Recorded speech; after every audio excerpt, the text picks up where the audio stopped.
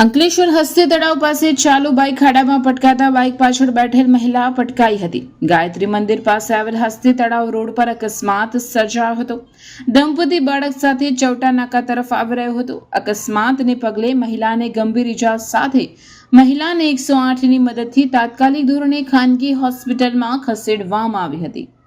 ચોમાસા અને કમોસમી વરસાદ બાદ અનેક માર્ગ પુનઃ ગાબડા પડ્યા છે। જ્યાં હાસોડ રોડ પર દાંડી હેરિટેજ માર્ગ પર કડકિયાથી freight corridor goods train bridge સુધી માર્ગનું નવીનીકરણ કર્યું ના ગણતરીના દિવસોમાં પુનઃ ખાડા પડી ગયા છે।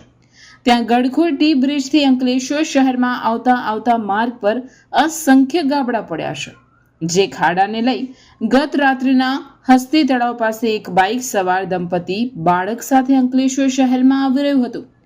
તે દરમિયાન રોડના ખાડા અંધારામાં નજરે ના પડતા બાઇક ખાડામાં પટકાયું હતું, જેને લઈ બાઇક સવાર બેલેન્સ ગુમાવતા બાઇક પાછળ બેસેલ મહિલા ચાલુ બાઇક પરથી રોડ પર પટકાઈ હતી।